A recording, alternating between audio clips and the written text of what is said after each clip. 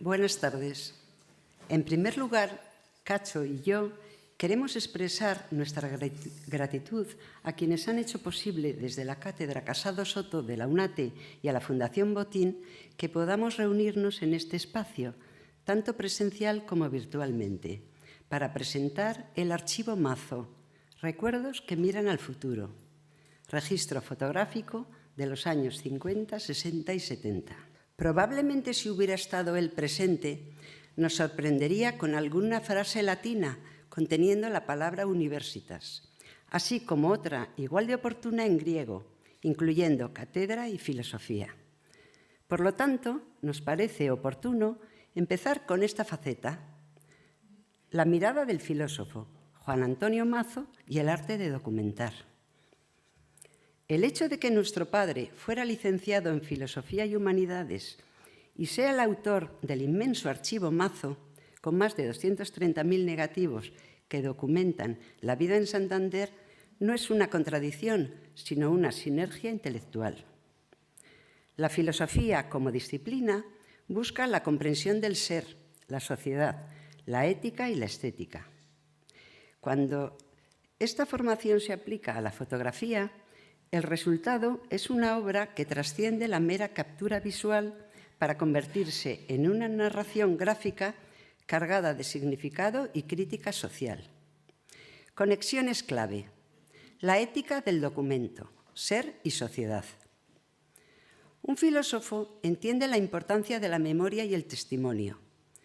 El archivo fotográfico de Mazo no solo registra eventos políticos, deportivos, culturales, sino que también preserva la cotidianidad y la atmósfera de una época, el franquismo tardío y la transición.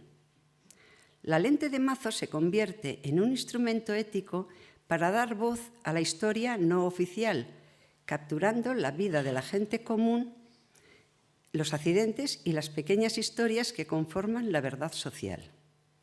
La estética de lo cotidiano, humanidades. Las humanidades cultivan un aprecio por la belleza y la complejidad de la experiencia humana. Mazo no se limita a la fotografía de prensa. Sus imágenes de la vida familiar y las escenas costumbristas tienen un profundo valor humanístico. Muestran cómo la gente vivía, vestía y se relacionaba, ofreciendo una perspectiva integral que va más allá de los titulares. La cuestión del tiempo y la memoria, filosofía del tiempo. La fotografía es, por definición, un arte que congela el tiempo. Un filósofo es consciente de la fugacidad y la importancia de la memoria histórica. El archivo Mazo actúa como un inmenso depósito de la memoria colectiva de Santander, permitiendo a las generaciones futuras interrogar y entender su propio pasado. En resumen, la presentación de su archivo en un espacio cultural como es la UNATE no es solo un homenaje al fotógrafo, sino también un reconocimiento a la profundidad de la mirada que su formación en humanidades le permitió desarrollar. Bien. Ahora Cacho, indiscutiblemente el mejor cuidador y validador del archivo, nos contará, resaltando la meticulosidad y rigor con que nuestro padre lo creó, cómo él ha hecho posible, manteniendo las mismas pautas, la conservación del archivo por medio de la digitalización de todas las imágenes en blanco y negro. Adelante, Cacho. Bueno.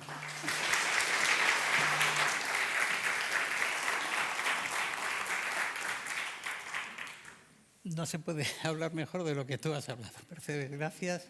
Bueno, gracias a la UNATE por acogernos, a la Fundación Botín y sobre todo a vosotros, ¿no? los que estáis presentes.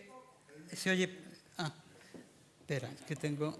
Bueno, pues eso, gracias a la UNATE, gracias a la Fundación Botín, a la Fundación Botín por acogernos también y sobre todo gracias a los que estáis asistiendo, ¿no? por acompañarnos y ser cómplices con nosotros de algo que queremos nosotros devolveroslo y haceros partícipes y que os sintáis, pues eso, dueños de ello, ¿no? Sin más, os voy a poner un poco en antecedentes, os voy a poner un vídeo ahora para que veáis un poco de qué estamos hablando, ¿vale?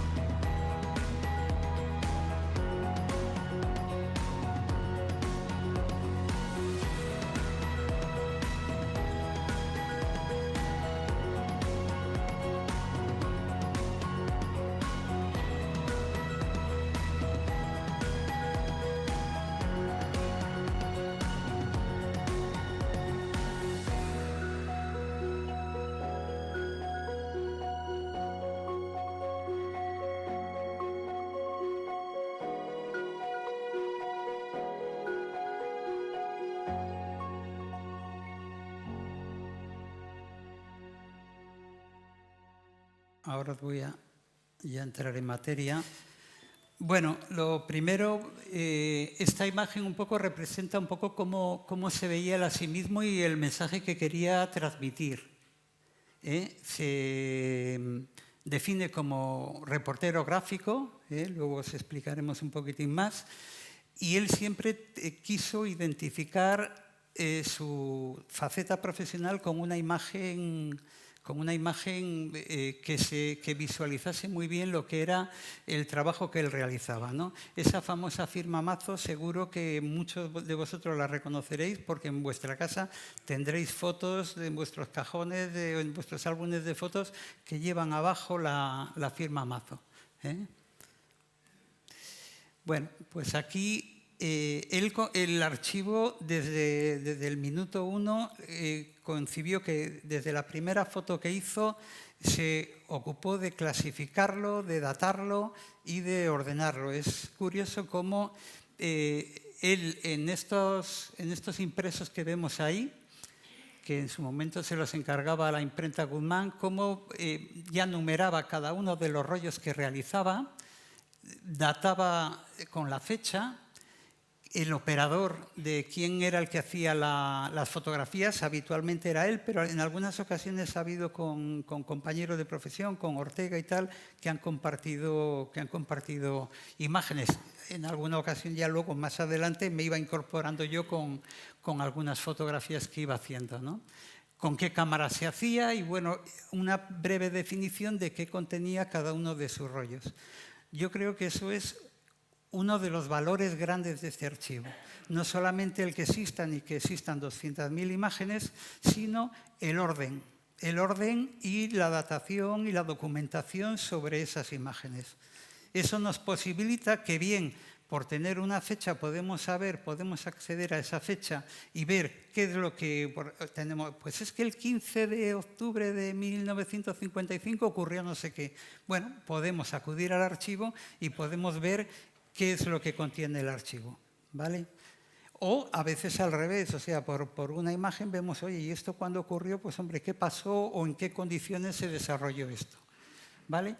El tamaño de estas cajas, aquí vemos un poco cómo ordenaba todos los negativos, es el correspondiente a las fotografías de 18 por 24. Esas las compraba él, pues donde Zubieta, en cajas de 100 unidades y una vez que había ya usado todo ese papel fotográfico, guardaba las cajas para en ellas conservar el archivo, que habéis visto en la proyección que os he puesto un poco, pues todas esas cajas, ¿no? Estas cajas, así como bueno, los negativos, aunque con el tiempo se van deteriorando, las cajas un poco que son el soporte son las que también están sufriendo el paso de los tiempos. Perdona, voy a ver. Bueno, eso. Son 126 cajas, no 27, 126 cajas de negativos 35 milímetros en blanco y negro. Y aproximadamente hay unas 200.000 imágenes. Archivo de gran valor documental e histórico. Ya se ha relatado Mercedes un poco de qué va este archivo.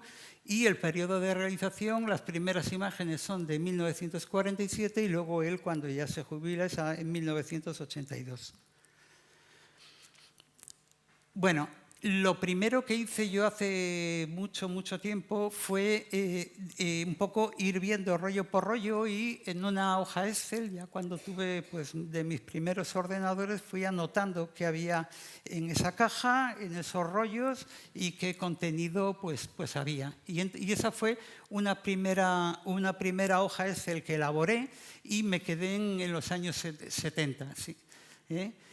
Entonces, en el año 2007 se digitalizaron 50.000 imágenes correspondientes a la década, bueno, a los primeros años hasta los 60. Este encargo que se hizo, este encargo de digitalizar fue promovido por el ENCAN y en concreto la figura de Bernardo Riego, doctor de la Universidad de Cantabria, fue el gran impulsor y el gran promotor de que este archivo se pusiera en valor y se digitalizara en ese momento parte de ese archivo, ¿no? Bueno, pues como os comentaba antes, la conservación de los negativos es aceptable, pero el soporte al paso del tiempo se va deteriorando. Bueno, y es un tema que nos preocupaba.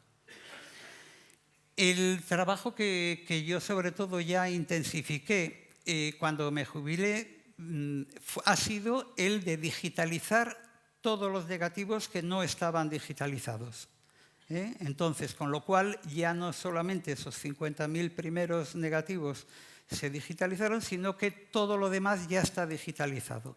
Por eso un poco cuando hemos empezado a divulgar ya últimamente el tema del archivo, ya es porque bueno, pues tenemos un poco la satisfacción de que ya el archivo, si se va deteriorando pues con el paso del tiempo, que es lo natural, por lo menos ya hay una conservación garantizada en digital de esos documentos para que podamos pues eso, conocerlos, investigarlos y difundirlos. En concreto, bueno, la cámara que he utilizado bueno, es con la que yo he trabajado últimamente en fotografía y bueno, tiene un soporte y una captura de imagen a muy buena resolución, incluso mucha mejor resolución de la que tenía los dispositivos con los que se digitalizaron las primeras 50.000 imágenes. Y luego este de la derecha es un acople que se pone al objetivo para que ahí es una especie de proyector que envía la imagen. Yo meto por ahí el negativo, se lo envía a la cámara y la cámara captura la imagen. Pues bueno, aquí en esas proyecciones no se aprecia muy bien, pero la diferencia de una primera imagen, de lo primero que se escaneó en 2007 a lo que se ha escaneado ahora en 2025, vamos, se nota una diferencia bastante grande en resolución y luego pues en matices que tienen las fotografías. Bueno, luego el complemento. O sea, una vez que se capturaba la imagen con la cámara, automáticamente se iba al disco duro del ordenador.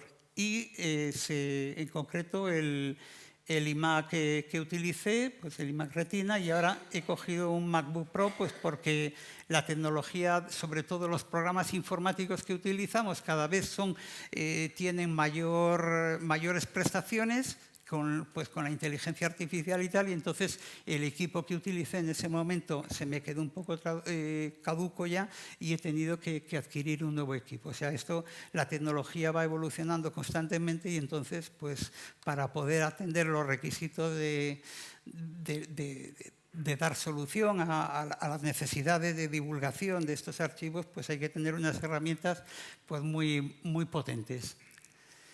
Bueno, y luego el programa informático que estoy utilizando, que me organiza todo el archivo, es el Adobe Lightroom, el Adobe Lightroom y el Photoshop, con el cual pues edito las imágenes.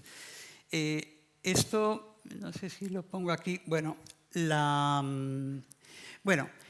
organización que tenía establecida nuestro padre con el archivo, él lo metía en cajas y luego metía el número, o sea, las fechas y el número de rollos y los clichés.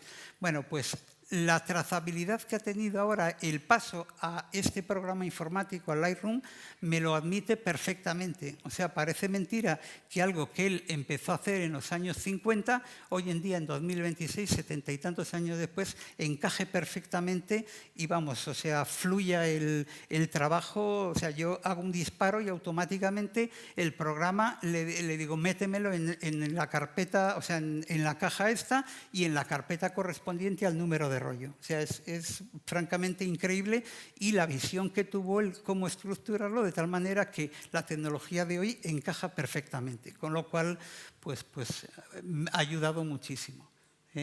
Aquí es un poco lo que os comento. Cómo pues una vez que voy haciendo las imágenes, automáticamente me lo va llevando la aplicación a las carpetas y ya en las carpetas del ordenador ya todo está perfectamente estructurado tal y como él lo tenía. Bueno, un poco qué queremos, por qué hemos hecho todo esto, ¿no? el sentido de todo ello, ¿no? Pues queremos preservar el archivo. Nos parecía, pues eso, evidentemente es un legado muy importante y es una responsabilidad y, bueno, pues un poco la labor de preservarlo y por eso la rapidez en digitalizarlo, la parte que faltaba, pues ha sido uno de los objetivos que nos hemos planteado.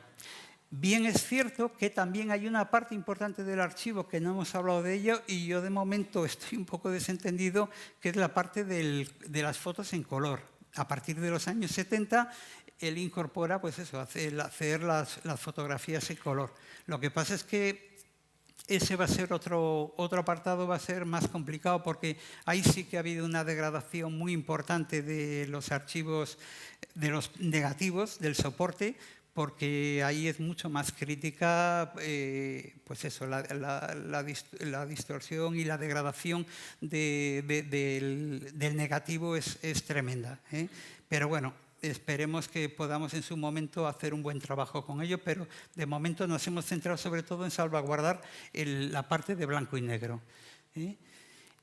Bueno, crear copias digitales y de seguridad, que en eso estamos también. Tenemos deslocalizadas las copias para que si pasa algo en un lado, pues por lo menos tengamos un clon en otro lugar. Y luego, pues garantizar su conservación futura. En cuanto a lo que es el soporte físico, o sea, las cajas con los negativos, yo es algo que ya estoy empezando, pues eso, a hablar con Mercedes porque tenemos que ver un poco cómo realmente, pues eso, buscar ese sitio donde pueda estar el archivo, pues lo mejor conservado posible, pero bueno, sobre todo nos da la tranquilidad que ya lo que es el acceder a las imágenes digitales, pues bueno, pues ya eso está salvaguardado, ¿vale? Bueno, pues lo que hemos trabajado ha sido eso. En 2024 se inició la digitalización de los negativos en blanco y negro y tenemos eso, aproximadamente 220.000 negativos. Lo primero que hicimos en 2007 y luego 2024-2025. Y la organización, como os comentaba, compatible con la tecnología del siglo XXI. Aún así, con todo, aquí hay libros, por ejemplo, publicaciones que algunas sí se hicieron después de la digitalización, de tener esos 50.000 imágenes de 2007, pero otras sí se facilitaron antes. Nosotros sí nos hemos puesto como objetivo, y así lo hemos hecho, el facilitar a todas aquellas personas. Luego vamos a ver unos cuantos compañeros de viaje que les llamamos nosotros, que han hecho uso de esas imágenes y nosotros se las hemos brindado pues generosamente porque lo que nos apetece es difundir lo más posible el archivo y desinteresadamente. Aquí está pues eso, bastante gente que bueno, pues que han sido los autores de algunas de las publicaciones que estáis viendo aquí. Bueno, aquí algunas de las portadas de los libros con los que hemos colaborado. Y otras publicaciones en el Diario Montañés, páginas web, televisión española, etc. Bueno, mirando al futuro, ¿vale?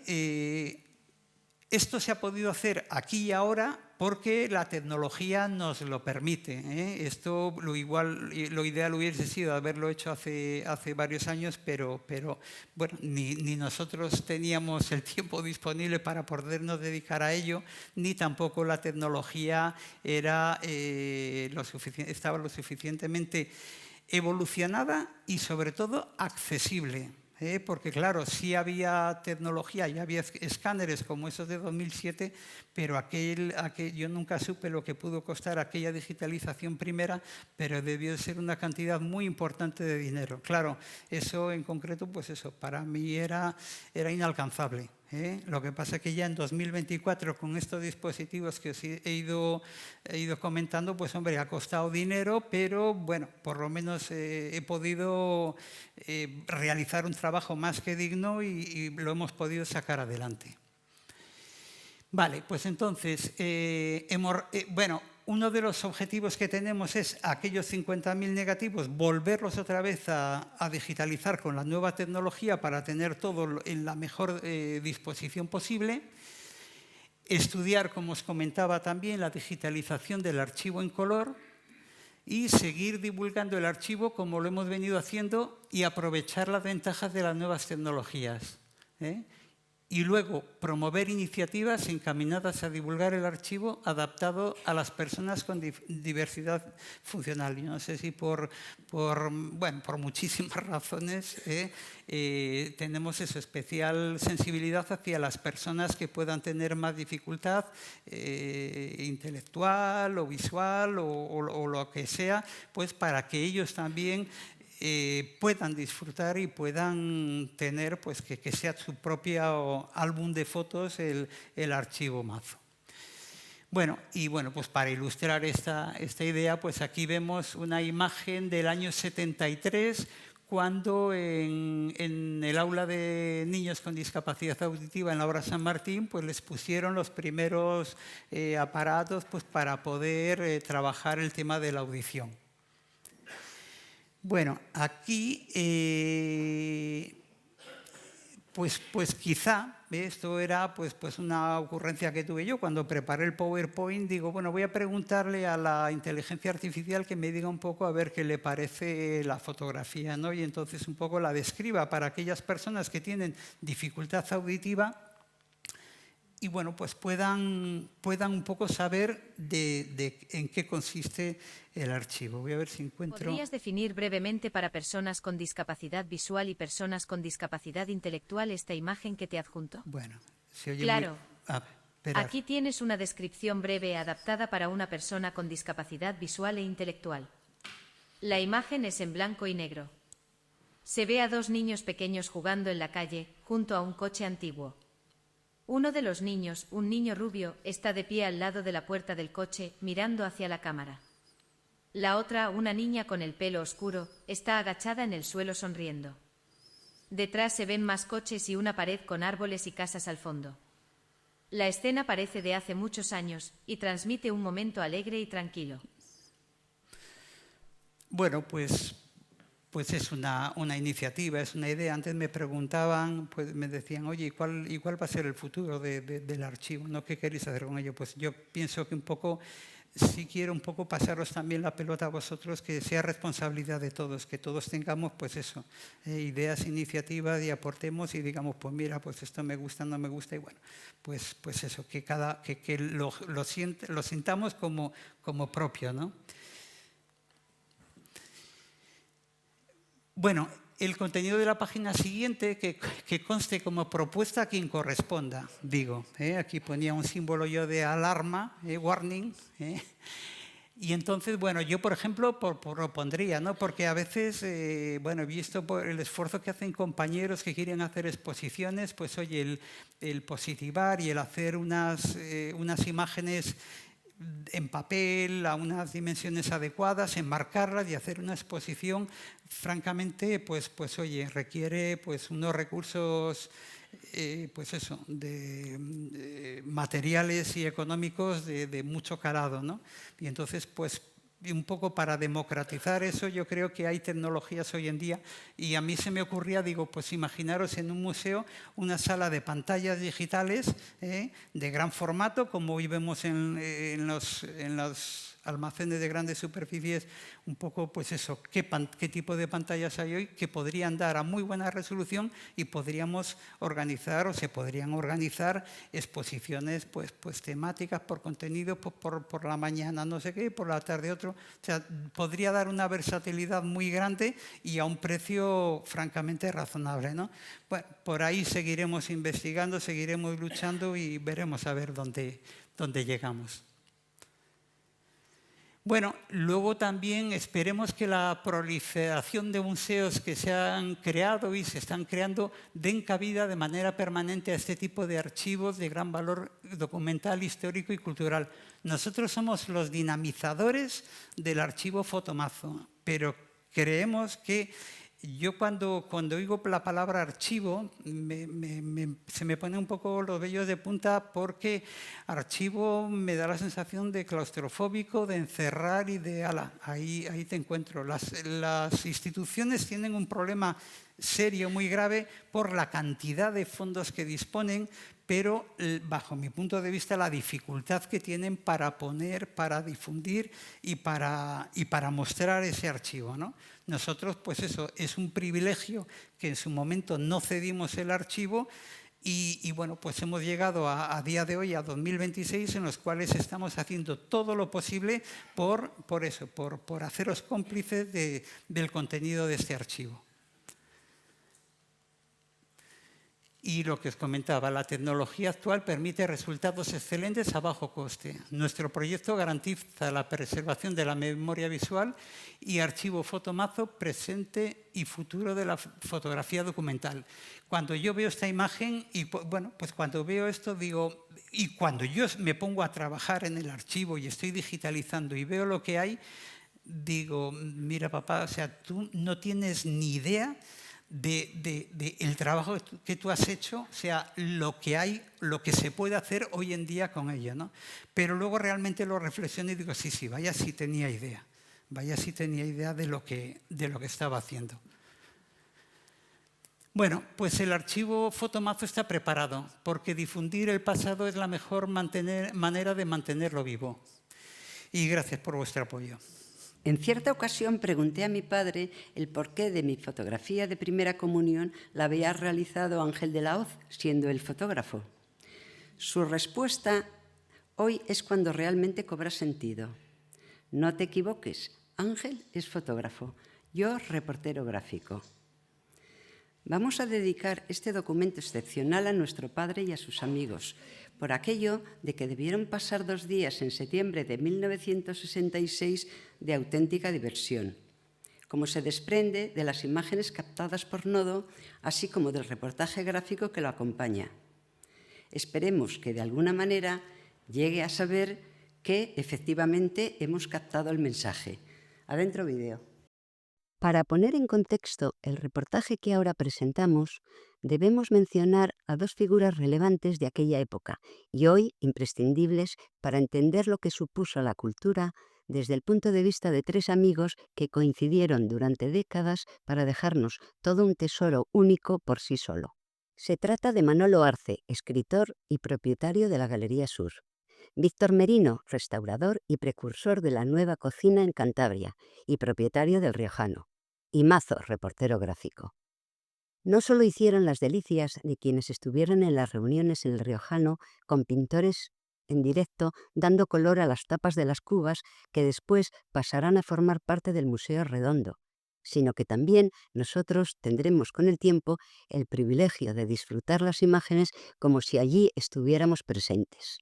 Veamos, pues, y como ejemplo, este reportaje de Julio de Pablo para un documental de Nodo en 1966 y, a continuación, el fotográfico.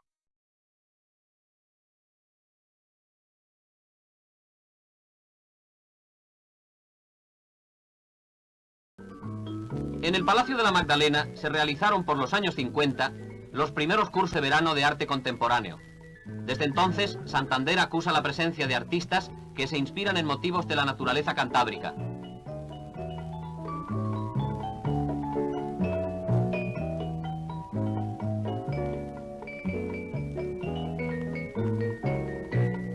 Este pintor, después de realizada su obra, atraviesa Puerto Chico con el cuadro y termina su paseo invariablemente en una bodega típica que es el punto de reunión de los artistas.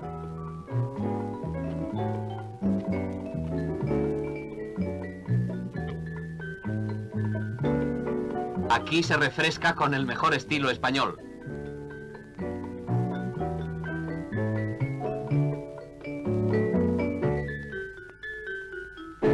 En este lugar, otros artistas han dejado huella de su estilo y de su paso con la promoción de esta pintura llamada redonda, por razones que a la vista están. Adornan los toneles obras firmadas por nombres de prestigio.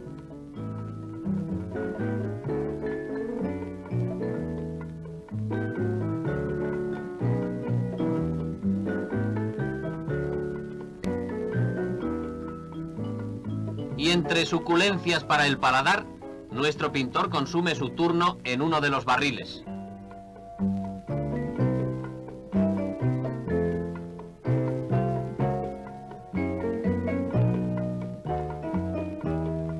Poco a poco la obra va tomando forma entre la mirada expectante de un público especial, compuesto por pintores y críticos que acuden habitualmente a este pintoresco establecimiento.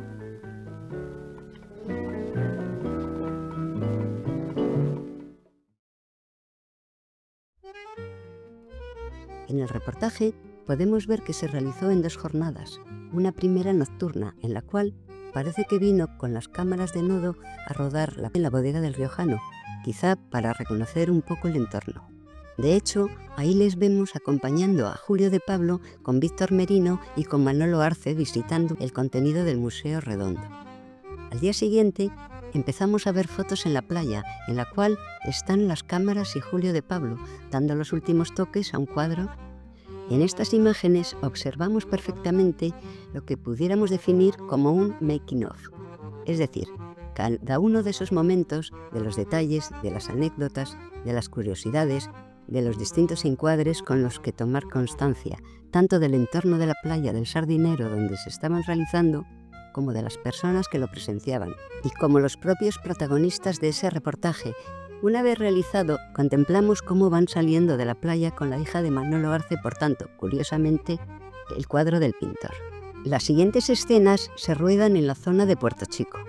Nos fijamos también un Puerto Chico aún con los barcos pesqueros, que con el paso del tiempo fueron trasladados al barrio pesquero, y aquí quedó esta ensenada para albergar los barcos de recreo.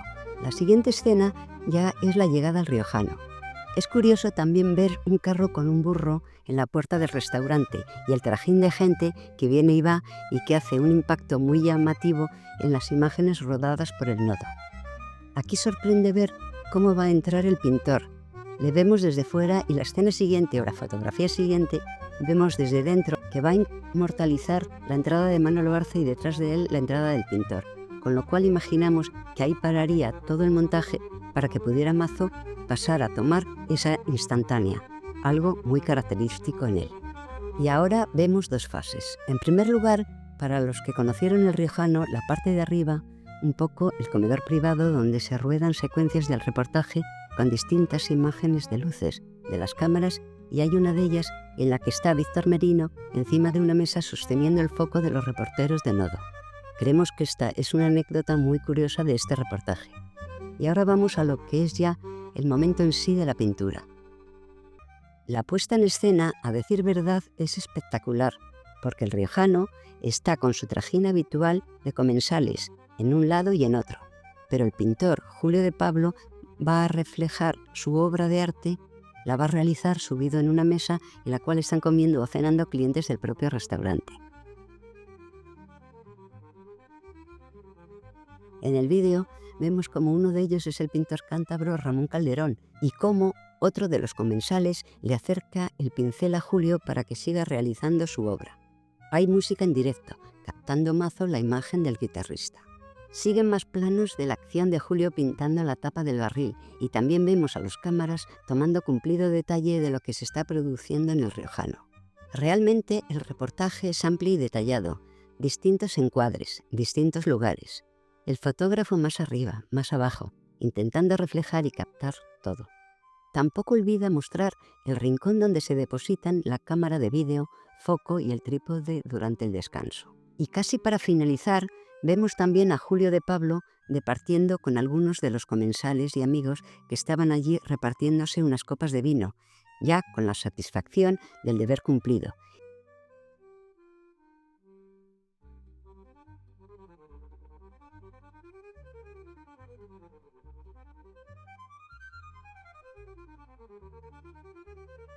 Y para rematar la sesión, Mazo se adentra a las cocinas a ver qué se cuece y evidentemente el trabajo ya estaba finalizado, hasta tal punto que los propios profesionales, los camareros del Riojano, están dándose su particular festín.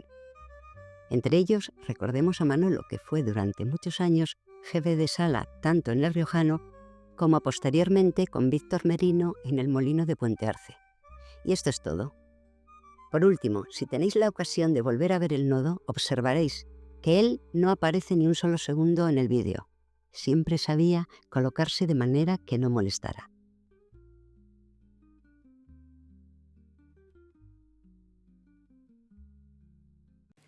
Siempre supe, y es mi único mérito, que como ella nos inculcó, poseíamos una auténtica joya.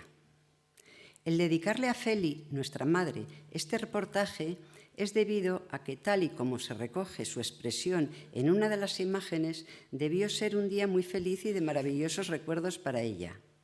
Si hay tiempo, en el debate os lo podemos comentar. La narración es de Javier Rodríguez. Que comience el espectáculo. Mazo fue un gran reportero gráfico. Sus fotos lo demuestran una y otra vez. Gracias a él podemos viajar de verdad a través del túnel del tiempo. Estas imágenes forman parte de un gran evento artístico que se celebró en Santander durante el mes de agosto del año 1954 y que él, consciente de la importancia que tenía, no quiso perderse. A través de su cámara podemos contemplar ahora momentos que se corresponden con la presencia en la capital cántabra del famoso ballet francés de Janine Charrat, una de las estrellas mundiales de la danza, extraordinaria bailarina y coreógrafa. La compañía de Janine debutó en la Plaza Porticada formando parte de la programación del Festival Internacional el jueves día 19 del citado año a las 11 de la noche, por supuesto con el recinto totalmente lleno. En taquilla no quedó ni una entrada ninguno de los 4 días que Janine y sus compañeros se subieron al escenario de aquel popular tinglado que se montaba en Santander. A lo largo de los días bailaron, por citar algunos ejemplos, Sinfonía, El Cisne Negro, Heracles, La Matanza de las Amazonas e incluso Extranjera en París. Esta última obra, por cierto, mientras caía sobre el entoldado de la Porticada el clásico Diluvio de Verano. Acompañaron en escena a Janine, entre otros grandes de la danza, bajo su dirección, Jean-Bernard Lemoyne, Maria Fries, Helen Trailling, René Bon y Peter Van Dyck. Uno de los espectadores que asistieron a la cita fue nuestro genial e inolvidable director de orquesta y querido paisanuco Ataúlfo Argenta, que grabó con una cámara parte de una de las actuaciones. Mazo le hizo una foto, levantó así acta de tan curioso, interesante y desconocido detalle. Y es que Argenta ya había destacado previamente al ballet de Janine como uno de sus favoritos, declarando textualmente que para él era el más perfecto de la época. El precio para ver aquí a tan prestigiosa compañía de danza fue butaca 30 pesetas y tribuna 15. También existió la posibilidad de adquirir un abono para los 4 días, precio butaca 100 pesetas y tribuna 50. Mazo no solo captó valiosos momentos de Janine y sus compañeros en escena, sino que también, al concluir el espectáculo, les fotografió en la zona de camerinos cuando atendían tanto a los medios de comunicación como a diversos admiradores que deseaban obtener de ellos un autógrafo. El resultado de aquel magnífico trabajo de reporterismo fotográfico que Mazo realizó durante los 4 días que Charrat y sus colegas permanecieron a pleno éxito en Santander es un auténtico tesoro. Constituye una suma de documentos, como estamos comprobando, de extraordinario valor tanto artístico como para la historia de nuestro Festival Internacional. Está claro que las huellas que dejan los grandes fotógrafos son eternas.